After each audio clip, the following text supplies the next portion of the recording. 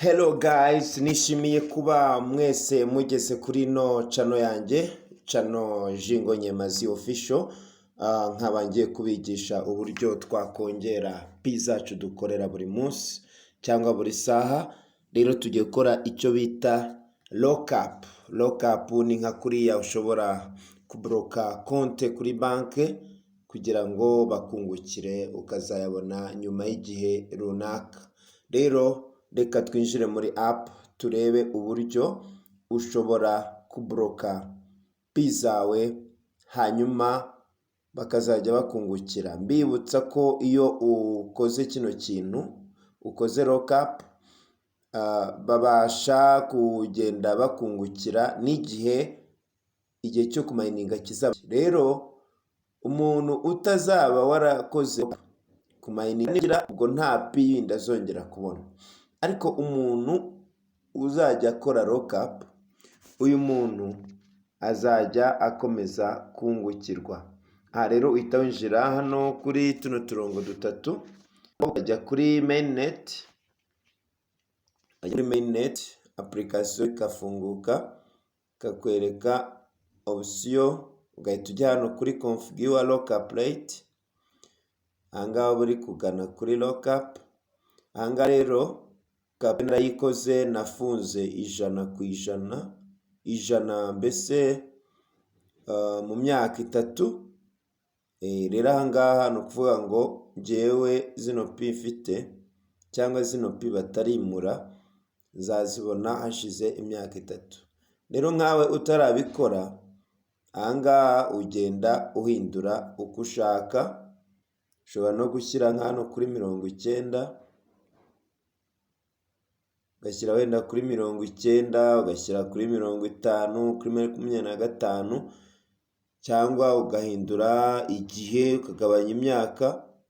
Ahangaha njye nemeje imyaka 3. Ahangaha murabona pourcentage bakungukira zigenda ziyongera cyangwa zigabanuka bitewe n'igihe wemeje. Uko ugabanya niko pourcentage zigabanuka. Rero iyo urangije uhita ubyemeza ukajya hano kuri increase commitment, ubwo ubikoze. Ni ukuvuga ngo rero lockup yawe ukaba yikoze. Ibi ngibi byongera rwose, ni ibintu bifite ingufu. Rero wowe utarabikora uze kujya muri app yawe ubikore, hanyuma uzaba ukoze ikintu gikomeye cyane. Rero bavandimwe, ibintu mubikore kandi mukomeze mukurikire no channel yanjye. Tuzajya dushyiraho amasomo atandukanye y'uburyo wabasha gukora lockup, y'uburyo wakora utuntu dutandukanye rwose dutuma ubasha kubona nyinshi. Murakoze cyane rero, mukomeze mukore sub, mukomeze mukore ibintu bitandukanye kugira ngo ino channel izamuke kandi musharinge n'abandi bantu, bizajya bibagirira umumaro. Murakoze cyane. Ciao ciao ciao.